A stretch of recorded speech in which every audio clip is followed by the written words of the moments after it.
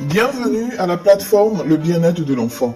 Je suis Dr Félix, médecin pédiatre, et étant passionné par le bien-être de l'enfant, j'aurai à traiter les sujets pédiatriques, surtout sur les aspects nutritionnels, sanitaires, socio-psychiatriques et autres. Poursuivons avec la partie 3 de notre vidéo sur les conséquences du diabète chez le futur bébé. Dans cette partie, notre attention sera portée sur le reste des conséquences pouvant survenir sur un enfant dont la mère est diabétique en cours de grossesse. La détresse respiratoire. Il est habituellement reconnu que les nouveau-nés de mères diabétiques sont plus à risque de développer une détresse respiratoire néonatale. 3 causes sont possibles: la naissance prématurée, les anomalies de maturation du surfactant et les naissances par césarienne qui augmentent le risque de détresse respiratoire, notamment la tachypnée transitoire par retard de résorption du liquide pulmonaire.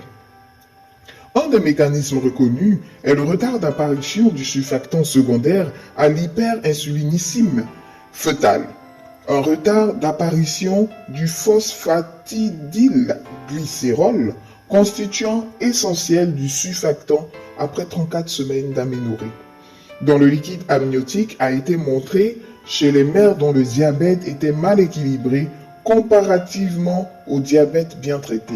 Ce risque était plus élevé en 36 et 37 semaines d'aménorrhée, particulièrement en cas de diabète prégestationnel. L'hypoglycémie et l'hypocalcémie.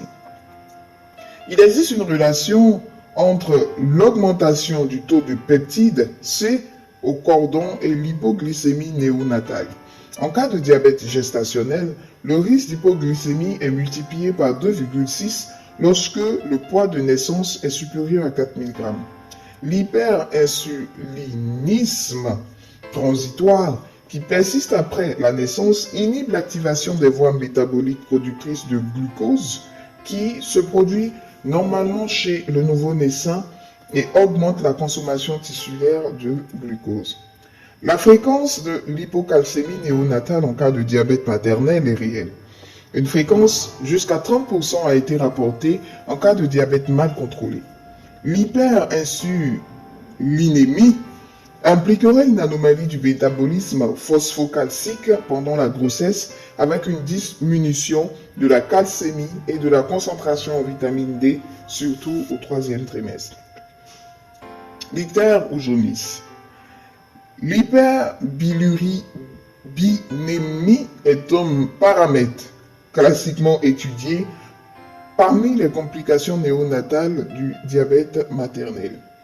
La polyglubilie est considérée comme une cause possible d'hyperbilirubinémie chez les nouveau-nés de mères diabétiques. L'hyperbilirubinémie n'est pas une complication grave si elle est prise en charge pour des valeurs qui ne sont pas toxiques, ce qui est le cas habituellement. Merci pour votre attention et à très bientôt pour la dernière partie.